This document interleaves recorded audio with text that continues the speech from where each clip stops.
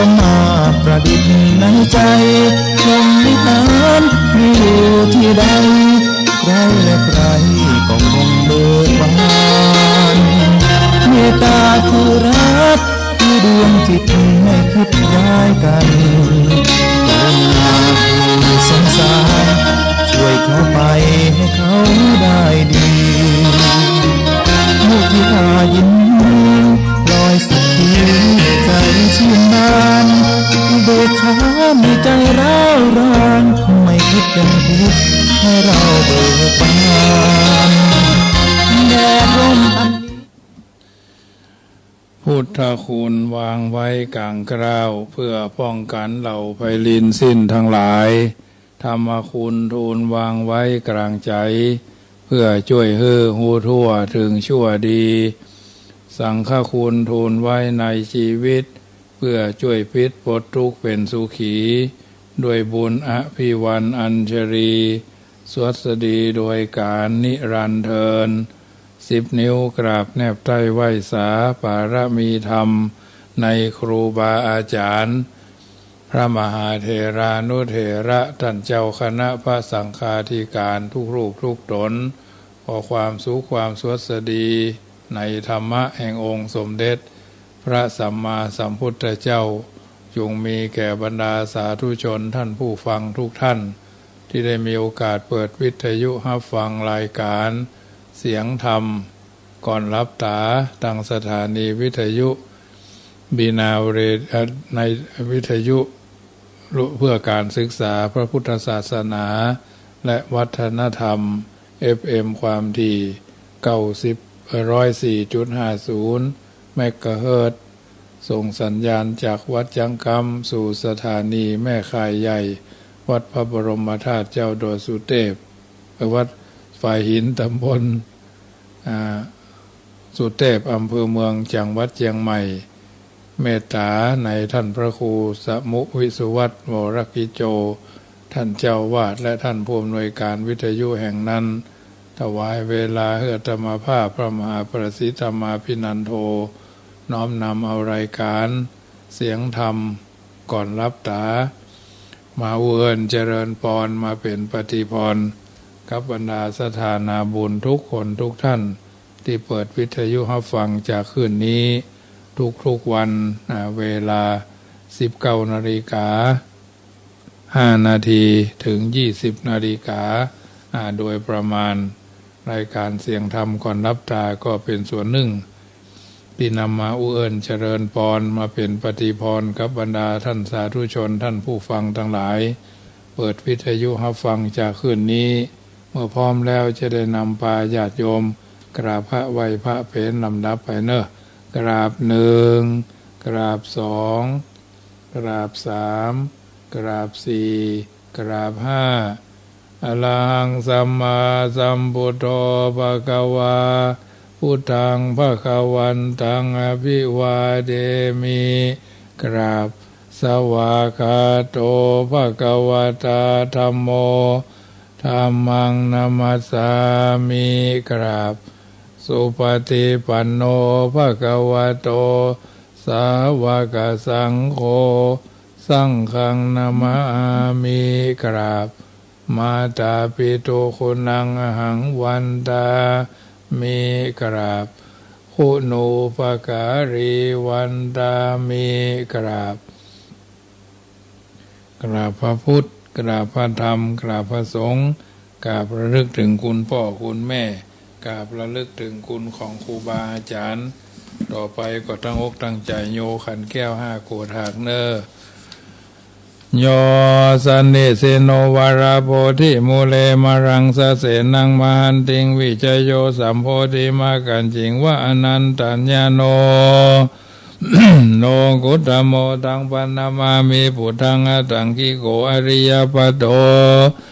ยะนานังโมคภเวสายะอุจุกามโกอายังสันติกโรตุทัสโสนโย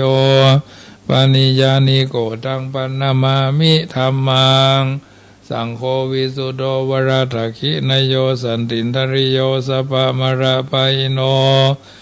กุเนหิเนเกหิสมิติปัตโตอนาสโวทังปันนามามิสังฆังนามามิพุทธังกุณาสาคารันตังนามามิธัมมังมุนิราชเดสิตังนามามิสังฆังมุนิราชสาวกัง นามามิกัมมฐานังนิพพานาติกัมมุปะยังนามามิกัมมฐานาทายกาจาริยังนิพพานามุกุเตสกังอจโยโนปันเตอจักขมายะถาปเรยะถามุระเอยะถากุสเลเยมายังพุทธธรรมสังฆกัมมฐานาทายกาจาริยาสังฆเตสุปัญจรัตเนสุอติเทวาปัจจุปันเนวาอวิวายะดิวาระโหวากายเยนะวาวาจายะวามนัสสาวาปะมาตังวากาลวังวากาสิมานิสวายะตาธรรมังปฏิกโรมาเตสโนปันเทพุทธาธิรัตนาตยังอนุกัมปังอุปาทายะอจยังอจยะโตปฏิกขันตุขมันตุสัพพังโตสังฆยติงสังวริสามานาปุเนวังปฏิกาลิสามาพุทธปูชาธรรมปูชามหาปัญญาสังฆปูชามหาละปูชาละเหปูชายะโตพุทเทยะทิวาสาวเกปะปัญจสมาธิกันเตติเนโสกปริเทเวเตตาทิเสปูชายะโตนิพุทเถอกุโตปเยสกาปุญญสังฆตุงิเมตามาปิเกนะจิอิมินาอากิตุปะปุปาราชาอุจากรวะกัมเมนะเมตยาพุทธัสสะทัสสะนัญจลภามหาสยวานุปัจจโตพุทโธเมตโยเทวะปูจิโตสังสาเรสังสารันโตปิอภเยนะขมามหาเสนิพานะปัจจโยโหตุโนนิจจังนะโมตัสสะภะคะวะโตอะระหะโตสัมมาสัมพุทธัสสะนะโมตัสสะภะคะวะโตอะระหะโตสัมมาสัมพุทธัสสะนะโมตัสสะภะคะวะโตอะระหะโตสัมมาสัมพุทธัสสะนะโมตัสสะภะคะวะโตอะระหะโตสัมมาสัมพุทธัสสะพุทธังสรณังกัจฉามิธัมมังสรณังกัจฉามิสังฆังสรณังกัจฉามิทุติยัมปิพุทธังสรณังกัจฉามิทุติยัมปิธัมมังสรณังกัจฉามิทุติยัมปิสังฆังสรณังกัจฉามิตติยัมปิพุทธังสรณังกัจฉามิตติยัมปิธัมมังสรณังกัจฉามิตติยัมปิสังฆังสรณังกัจฉามิสรณะกัมมนังพุทโธสัพพัญญูทยโนธัมโมโรกุตโรนาวาสังโฆมะคะภะระโตจะอิเจตังรัตนะทยังเอตัสสานุภาเวนะสัพพะอันตรายโยวินาสันตุโนติปิโสภะคะวาละหังสัมมาสัมพุทโธวิชาจารณะสัมปันโนสุขโตโรกาวิโทอนุตตโลปุริสธรรมสารติสัทธาเทวมนุสสนังพุทโธภะคะวะติสวากขาโตภะคะวะตาธัมโมสันติติโกอากาลิโกเอหิปัสสิโกปนัญญิโกปัจจตังเวติทัพโพวิญโยหิติสุปฏิปันโนภะคะวะโตสาวกสังโฆอุจุปฏิปันโนภะคะวะโตสาวกสังโฆญาญาปฏิปันโนภะคะวะโตสาวกสังโฆสามิจิปฏิปันโนภะคะวะโตสาวกสังโฆยะติตังยะตาลิปุริสายุคานิอัตถะปุริสาภุคาราเอสาภะคะวะโตสาวกสังโฆอาหุนายโยปะหุนายโยตักขินายโยอัญจลีกรณิโยอนุตตรังปุญญเกตังโลกัสสติยันตุนิมิตังอวะมังกรัญจโยจามนะโพสกุณาสัสสะโตปะปะกะโหตุสุปินังอากาตังพุทธานุภาเวนะวินาสเมนตุยันตุนิมิตังอวะมังกรัญจโยยามนาโพสกุณาสัสสะโตปะปะกะโหตุสุปินังอากาตังธัมมานุภาเวนะวินาสเมนตุยันตุนิมิตังอวะมังกรัญจโยจามนาโพสกุณาสัสสะโตปะปะกะโหตุสุปินังอากาตังสังฆานุภาเวนะวินาสเมนตุเอ วเมสุตังเอกังสามัญญังภควาสาวัติยังวิหารติ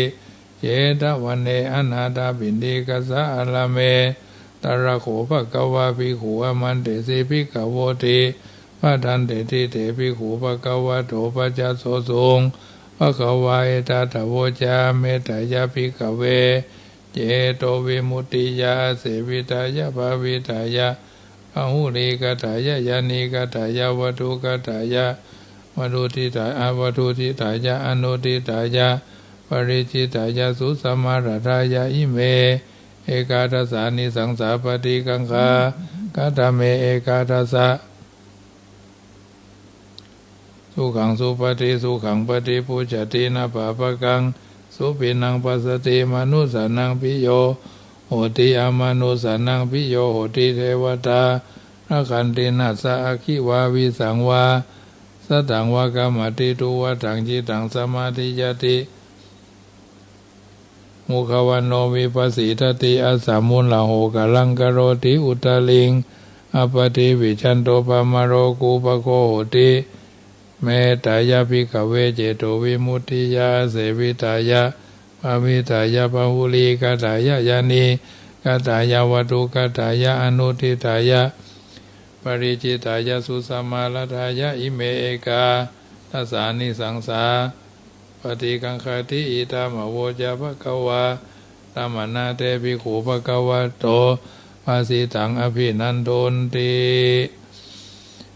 สวาธุสวาธุพระปัญญาบารมี30ตาสวาธุพระปัญญาบารมีวัดแวดล้อม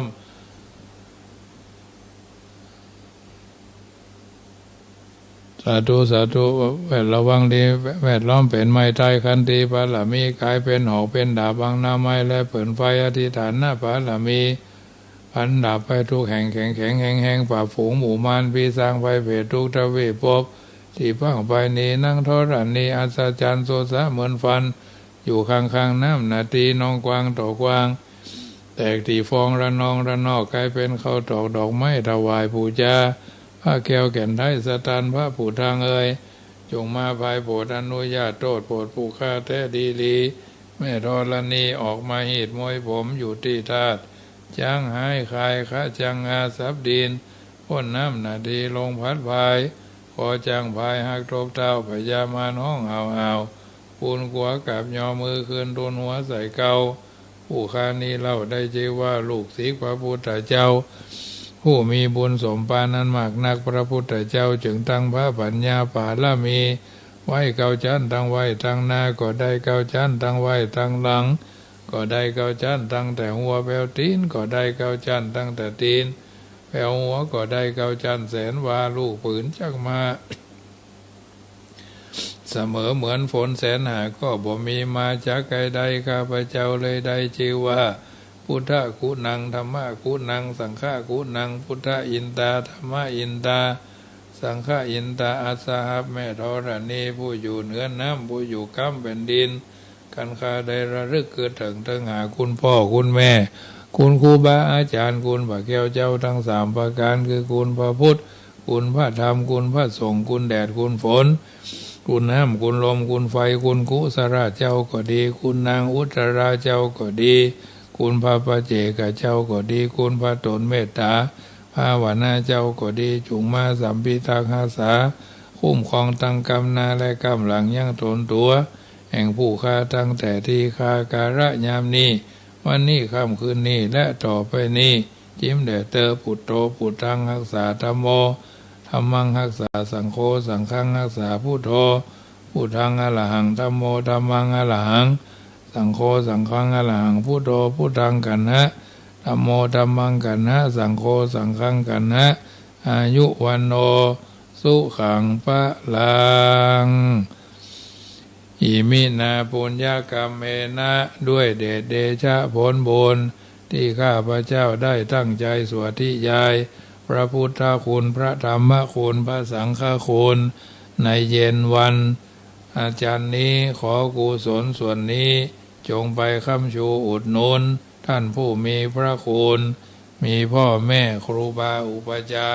อาจารย์องค์พระมหากษัตริย์ผู้เป็นประมุขของชาติ องค์สมเด็จพระสังฆราชผู้เป็นประมุขของพระพุทธศาสนาพร้อมทั้งคณะรัฐบาลผู้บริหารประเทศเขตแดนโดยเฉพาะจังหวัดลำพูนเป็นต้นมิตรลักสนิทเพื่อนศาลาสัตว์น้อยใหญ่เจ้ากรรมนายเวรพระภูมิเจ้าที่เจ้าภูมิพรีนางพระแม่ธรณีนางพระแม่โพธิ์ศพนางพระแม่คงคาพระยายมราชนายนิริยบาลท้าวจตุโลกบาลทั้งสี่สิริคุตอมาตย์ชั้นจตุมหาราชิกาเบื้องบนจนถึงที่สุดรอบมาเบื้องต่ำตั้งแต่อเวจีนรกขึ้นมาจนถึงมนุษย์โลกโดยรอบสุดขอบจักรวาลท่านทั้งหลายที่ได้รับความสุขมีพ่อแม่พี่ป้าน้าอาลุงปู่ย่าตายายพร้อมทั้งสรรพสัตว์ทั้งหลายและสรรพเปรตทั้งหลายก็ขอให้ท่านได้พ้นจากทุกข์ท่านทั้งหลายที่ได้รับความสุขก็ขอให้สุขยิ่งขึ้นไปด้วยเดชเดชะผลบุญ ที่ข้าพเจ้าตั้งใจให้ไปนี้จงเป็นตบะเดชะเป็นภรวะปัจจัยเป็นอุปนิสัยนำส่งให้ข้าพเจ้ามีความสุขความเจริญและเกิดปัญญาญาณทั้งชาตินี้และชาติหน้าตลอดปัจจุบันชาติอย่างยิ่งจนถึงความพ้นทุกข์คือพระนิพพานในอนาคตการเบื้องหน้าโน้นเทินเอาละสาธุชนคนดีวันนี้คณะสงฆ์คณะศรัทธาประชาชนข้าราชการทุกกระทรวงทบวงกรมต่างก็แสดงความจงรักภักดีต่อพระเจ้าลูกยาเธอพระองค์เจ้าทีปังกรเนาะที่เราท่านทั้งหลายทราบกันดีพระองค์ท่านนั้นเป็นพระราชโอรสในหลวงรัชกาลที่10นามปรากฏว่าสมเด็จพระเจ้าลูกยาเธอเจ้าฟ้าทีปังกรรัศมีโชติอุตตมะซึ่งก็ที่เขาท่านทั้งหลายได้ทราบกันดีเนาะซึ่งก็พระองค์ท่านนั้นมีพระประสูติการในวันดังกล่าวประชาชนทุกหมู่เหล่าต่างก็มีความจงรักภักดีในพระองค์ทีเนาะสมเด็จพระเจ้าลูกยาเธอองค์นี้ก็ถือว่าพระองค์ท่านนั้นมีพระชนพรรษาได้19พระพรรษา29เมษาพระองค์ท่านทรงประสูติแล้วก็สมเด็จนามว่าสมเด็จพระเจ้าลูกยาเธอเจ้าฟ้าทีปังกรรัศมีโชติมหาวชิโรจน์ตมังกูลสิริวิบูลและยะราชวิบูลยะราชกุมารเป็นต้นพระองค์ทีปังกรดังที่เขาท่านทั้งหลายได้ทราบอันนี้ก็ตีหลายวัดหลายวะหลายสายที่หลายทางเพิ่นก็มีการไปเจริญพระพุทธมนต์เนาะไปเจริญพระพุทธมนต์ที่วัดที่เพิ่นได้มีความประสงค์จำนงหมายจุดใดจุดหนึ่งเนาะอำเภอป่าซางก็จัดที่วัดบ้านมะกอกซึ่งเป็นวัดของเจ้าคณะอำเภอป่าซางก็ถือว่าผ่านไปด้วยดีเนาะมีท่านนายอำเภอเป็นต้นเป็นประธานกระทรวงข้าราชการก็มาแสดงความจงรักภักดีต่อพระองค์ท่านทั้งนี้ทั้งนั้นก็ถือว่าสิ่งต่างๆเหล่านี้เป็นสิ่งที่เราท่านทั้งหลายได้แสดงความจงรักภักดีเป็นประจำกันอยู่แล้วทั้งนี้ทั้งนั้นก็ถือว่าสิ่งใดสิ่งหนึ่งที่เกิดเป็นประโยชน์กับหมู่คณะเราก็ต้องเดินทางไปกันเป็นส่วนใหญ่ไปร่วมด้วยช่วยกันเนาะทั้งนี้ทั้งนั้นก็ถือว่าพระบรมวงศานุวงศ์ครบวาระนั้นวาระนี้เราก็ไป ไปแสดงความมีน้ำใจและอย่างน้อยๆก็มีความจงรักภักดีเป็นอย่างยิ่งนะในเจ้าฟ้าเจ้าแผ่นดินทั้งนี้ทั้งนั้นก็เป็นสิ่งที่เราก็บ่ได้ละจารีตประเพณีดั้งเดิมที่เราได้ปฏิบัติกันมาทั้งนี้ทั้งนั้นก็เป็นการแสดงถึงความเป็นผู้มีน้ำหนึ่งใจเดียวซึ่งกันและกันนะฉะนั้นวันนี้ธรรมภาพก็จะได้ธรรมะเป็นคำสอนเรื่องบุญที่เราได้ทำร่วมกันมาเนาะได้ทำบุญร่วมกันมาซึ่งก็เป็นประจำกันอยู่แล้วเนาะเป็นประจำกันอยู่แล้ววันนี้ก็จะได้ของธรรมะเรื่องปฏิรูปเทสาวาสะอย่างหนึ่งบุเพจะกตัญญูตาอย่างหนึ่งการตั้งตนไว้ชอบอย่างหนึ่งแล้วก็เป็นตั้งต้นว่าอยู่ในประเทศที่สมควรมีบุญในการทำไว้การก่อนและก็ตั้งตนไว้ที่ชอบอันนี้ก็เป็นกิจกรรมที่นำมาเอื้อนเจริญปอนบรรดาญาติโยมสาธุชนท่านผู้ฟังทั้งหลายการอยู่ในประเทศที่สมควรก็หมายความว่าประเทศที่เจริญแล้วการอยู่ในประเทศที่สมควรกับความเป็นผู้ได้ทำบุญไว้ในการก่อนการตั้งตนไว้ในชอบมันเป็นว่าเป็นเรื่องสัมพันธ์กันเนาะอยู่ในประเทศที่สมควรก็คือการอยู่ในประเทศที่หรือการอยู่ในสถานที่เหมาะสมประเทศในที่นี้หมายถึงว่าถิ่นที่อยู่อาศัยที่เจริญพอดีบ่พลุกพล่านบ่วุ่นวายบ่เดือดบ่ดังนักละไปเนาะที่ทำมาหากินต้องมีโรงพยาบาลโรงรับจำนำเนาะโรงพยาบาลโรงรับจำนำสถานที่ราชการที่เอาตลาดร้านค้าที่ไปขายซื้อง่ายขายคล่องเนี่ยอันนี้ก็ถือว่าเป็นสิ่งที่เอาท่านทั้งหลายอาจจะเคยไปมาหาสู่ในวัฏจักรดังกล่าวมีเพิ่นเล่าเอาไว้ว่ามีพ่อชายคนหนึ่งชื่อว่าอริยะเขาไปซ่อหาป่านั่นน่ะแต่ทั้งนี้ทั้งนั้นก็ได้คือท่านทั้งหลายได้ฟังไปว่าคนที่ไปหาป่าก็เป็นชื่ออริยะได้อย่างใดเนาะคุณว่านะในที่สุดก็เปลี่ยนชื่อไปอย่างคนที่ไปหาป่านี่มันใช่เป็นคนที่ชื่ออริยะก้านะฉะนั้นจึงเป็นเรื่องที่เอาเป็นเครื่องเปรียบเทียบว่าเมื่อเราเข้าใจในเรื่องตอนนี้ก็ปรับเปลี่ยนให้มันเข้ากับสภาวะการเนี้ยก็จะทำให้เป็นไปตามรายเรื่องทางก้าวหน้าของชีวิตอย่างน้อยๆก็เป็นคนมีระเบียบวินัยความเป็นผู้มีระเบียบวินัยอย่างใดเพิ่นบอกเอาไว้เป็นหน้าเหมือนกันว่าความเป็นคนมีระเบียบวินัยจะนำมาซึ่งการเป็นคนที่หู้จักหู้กฎหู้เกณฑ์เนาะวินัยโยจะสุสิกิโตศึกษาดีแล้วปฏิบัติดีแล้ว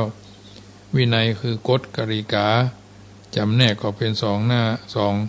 ตามที่กล่าวไว้ในคัมภีร์มงคลประทีปคือวินัยของพระสงฆ์องค์เนนวินัยของบรรพชิต227 10แล้วก็8แล้วก็5เนาะวินัยของชาวบ้านก็คือศีล5กฎระเบียบทั้งหลายทั้งศาสนาเพิ่นได้บัญญัติตั้งไว้เป็นวินัยทางระเบียบพระราชบัญญัติบ้านเมืองสังคมองค์กรทั้งหลายต่างๆก็ถือว่าเป็นสถานที่ที่เราจำเป็นจะต้องใส่ใจมีวินัยศึกษาดีไม่ได้ห้ามถึงเพียงแค่การรู้เกี่ยวกับกฎหมายหรือกฎระเบียบต่างๆเท่านั้นหากแต่หมายถึงการประพฤติปฏิบัติฝึกฝนอบรมตน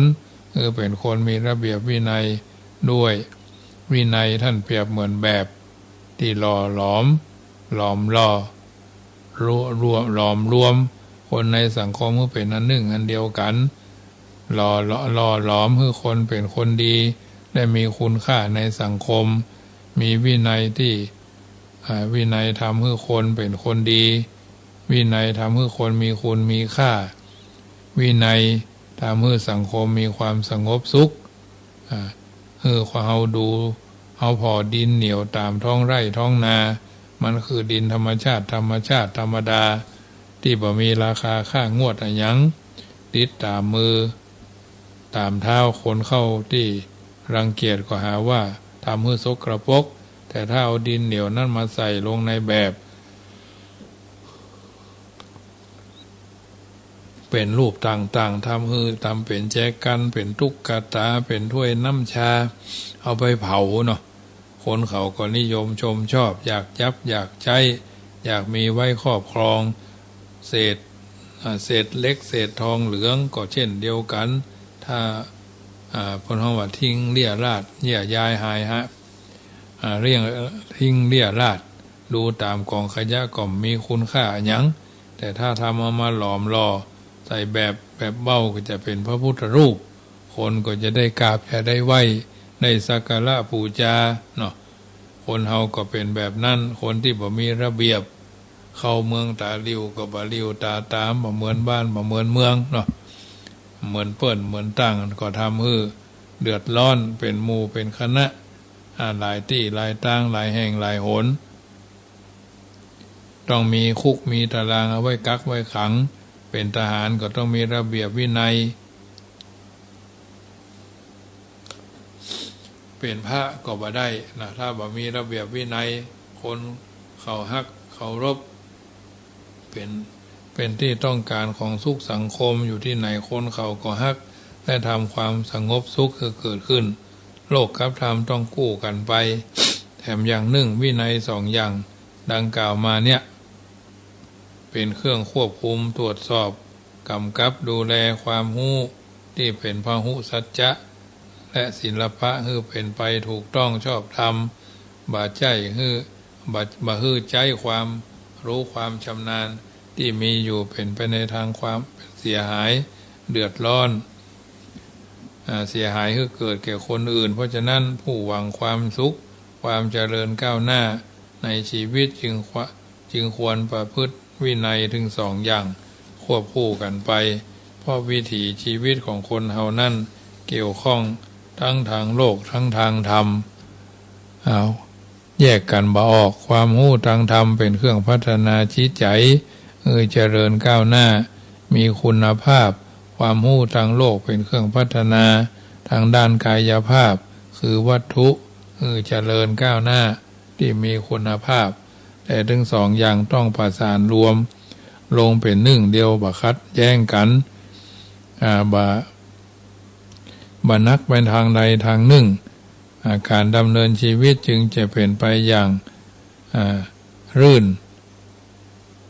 ราบรื่นเรียบรื่นที่มีความสุขเพราะเหตุดังกล่าวมาข้างต้นเนี่ย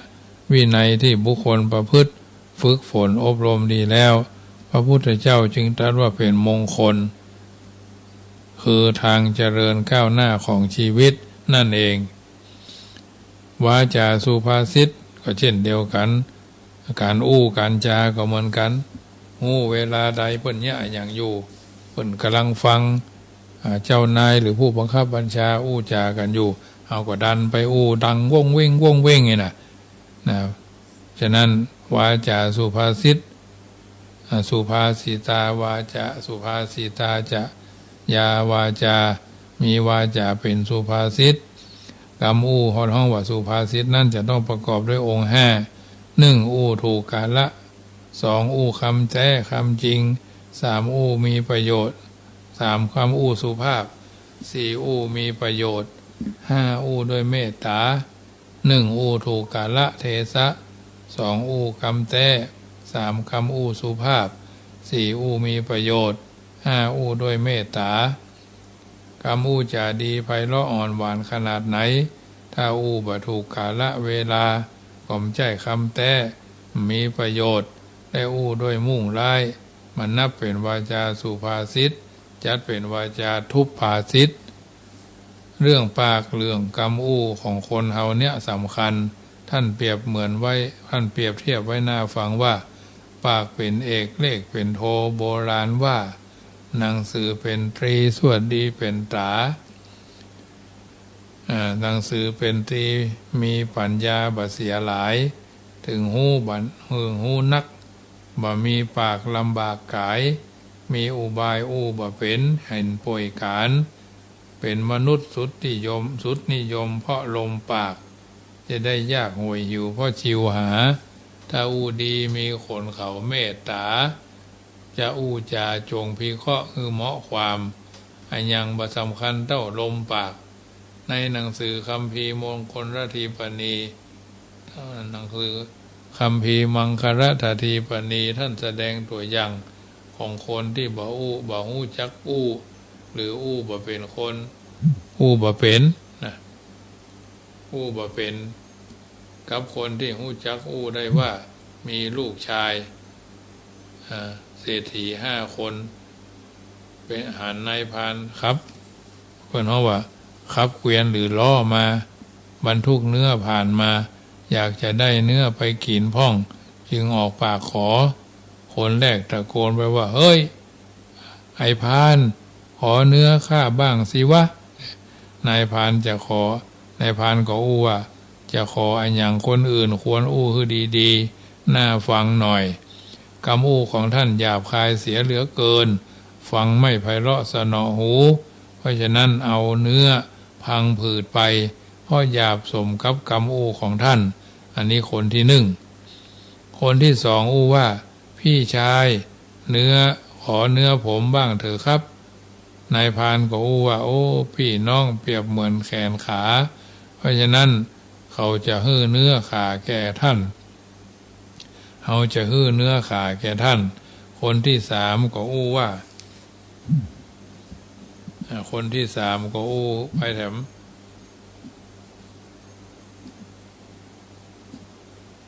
คนที่1คนที่2คนที่3ว่าคุณพ่อครับขอเนื้อผมบ้างเถอะครับนายพรานก็ว่าคำว่าพ่อทำให้หัวใจวันไหวเนาะทำให้หัวใจวันไหวคำของท่านเปรียบเหมือนหัวใจเอาจะฮื้อหัวใจแก่ท่านไปคนที่4ก็ว่าสหายให้เนื้อแก่เราบ้างนายพรานก็ว่าบ้านใดบ่มีเปื้อนบ้านนั้นก็เหมือนกับป่าคนมีเปื้อนก็เหมือนคนมีทุกอย่างเพราะฉะนั้นเราจะฮื้อเนื้อทั้งหมดแก่ท่านเลยตกลงนายพรานได้ฮื้อเนื้อทั้งหมดแก่ลูกชายเศรษฐีคนที่4กลายเป็นและได้กลายเป็นคนเป็นเพื่อนฮักกันตลอดชีวิตเนี่ยการจาเรื่องดังกล่าวมาข้างต้นเนี่ยแสดงให้เห็นความสำคัญของคำจะจาเนาะจะจาจะทักจะทายอะไรอย่างก็คือมันถูกเหมาะกาละเทศะถูกกาละคำแต้คำสุภาพคำมีประโยชน์ด้วยเมตตานะเรื่องดังกล่าวที่ได้มาเป็นเครื่องเปรียบเทียบเปรียบเปรยอาจจะเอาบ้านเอาเมืองหรือคือเสียบ้านเสียเมืองก็ได้ฉะนั้นท่านจึงว่าลมมันยังบ่สำคัญเท่าลมปากฉันรักเธอเธอรักฉันรักเธออย่างน้องๆนั่นน่ะอันลมปากของคนนั้นปัดไปที่ไหนทำลายที่หั่นเป็นลาภไปหมดวาจาสุภาษิตพระพุทธเจ้าตรัสว่าเป็นมงคลเป็นเหตุให้ได้ประโยชน์ดังกล่าวมาข้างต้นที่ไหนความสุขความเจริญเกิดที่หั่นตรงกันข้ามกับวาจาทุพภาษิตที่ไหนก็ทำลายที่หั่นเพราะฉะนั้นผู้หวังความเจริญก้าวหน้าในชีวิตในหน้าที่การงานพึงแต่คำที่เป็นสุภาษิตเท่านั้นสรุปความในคาถาที่4มี4มงคลก็คือความเป็นผู้คงเรียนความเป็นพหูสูตรความเป็นคนใฝ่ในการศึกษาเรียกว่านักรู้ที่เรียกกันว่าเป็นนักรู้5ประการความเป็นผู้มีศิลปะเชี่ยวชาญในวิชานั้นๆฉลาดทำหรือทำเป็นเรียกว่าเป็นนักธรรมประการที่1 ความมีวินัยที่ได้ศึกษาอบรมดีมาดีแล้วคือเป็นคนมีระเบียบวินัยประการหนึ่งความมีสุวาจาสุภาษิตประการต่อมาทั้ง4ประการนี้จัดเป็นมงคลเหตุให้ความเจริญก้าวหน้าสูงสุดแต่ที่สำคัญเหนือสิ่งอื่นใดก็คือมงคลที่4นี้เป็นมงคลธรรมไม่ใช่มงคลมีเหมือนวัตถุมงคลทั่วไปกล่าวคือต้องลงมือทำลงมือประพฤติปฏิบัติ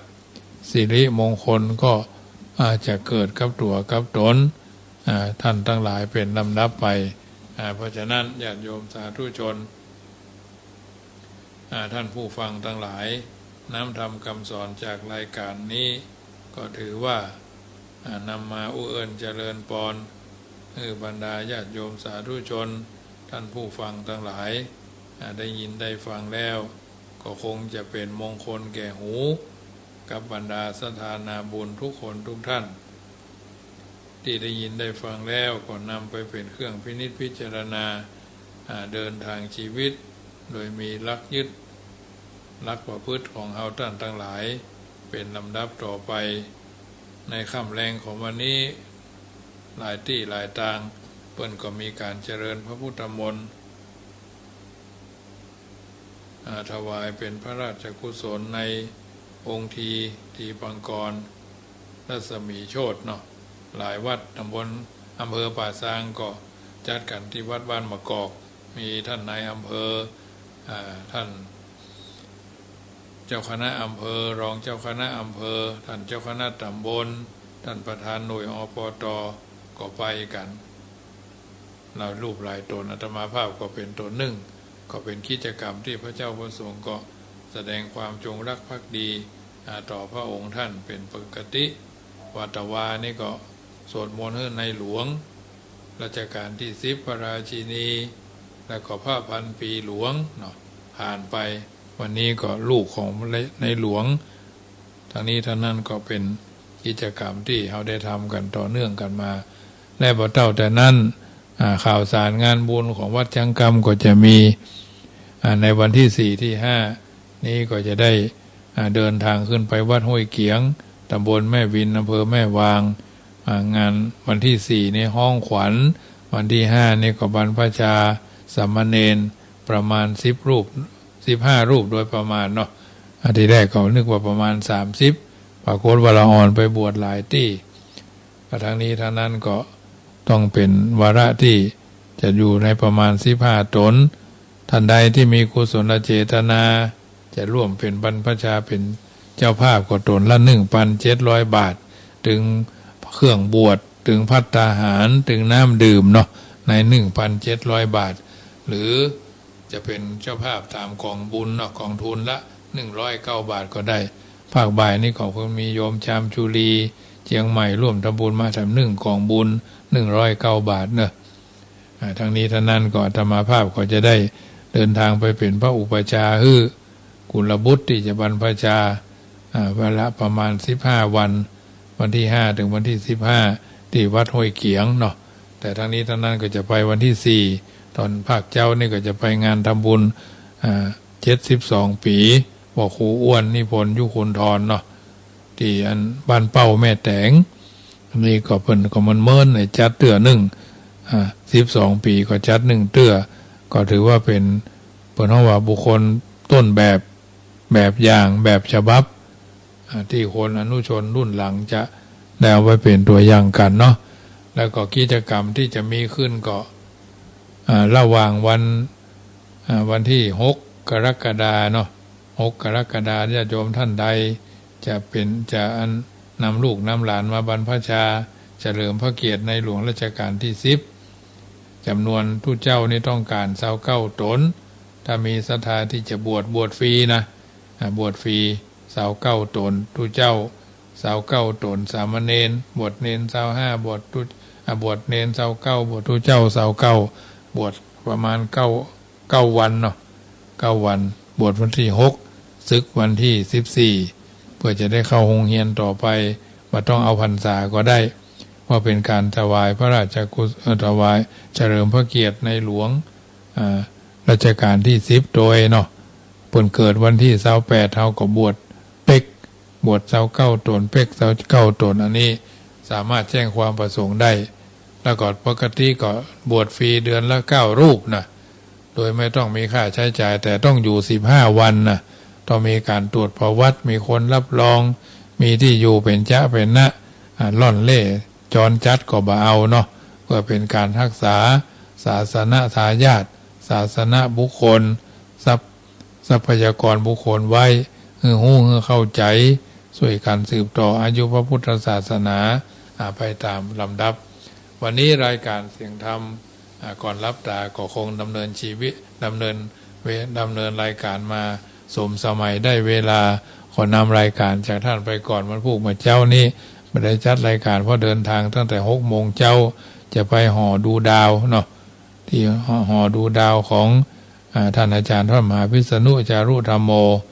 จะได้เป็นต้นเป็นประธานถ้าหากว่ากิจกรรมมันแล้วโวยก็คงจะได้จัดรายการณบนดอยเลยบนพระธาตุดอยสุเทพเลยส่งลงมาเนาะทางนี้ทางนั้นถ้าคงเป็นการรีบด่วนเกินไปก็คงจะจัดรายการที่พูดเลยส่งสัญญาณมาทางสถานีวิทยุขึ้น96บ่าย2ถึงบ่าย3เนาะอันนี้ก็เดี๋ยวพอเวลาทำกรรมเนอะเพราะฉะนั้นค่ำแรงวันนี้กิจกรรมอันใดบุญอันใดกุศลอันใดบารมีอันใดที่เป็นไปด้วยชอบประกอบด้วยมโนสุจริตคือท่านทั้งหลายสำเร็จดังมโนปณิธานรับเป็นสุขตื่นเป็นสุขกันต่อหน้ารัตนัตยานุภาเวนะรัตนัตยเตจสาพุทโธบังซ้ายธัมโมบังขวาสังโฆบังกายาอะระหังบังเกสาอะระหังพุทโธนะโมพุทธายะจยตุภวังจยสุภมังกลังจยโสถีภวันทุโวอายุวันโนสุขังพระลังขอเจริญพร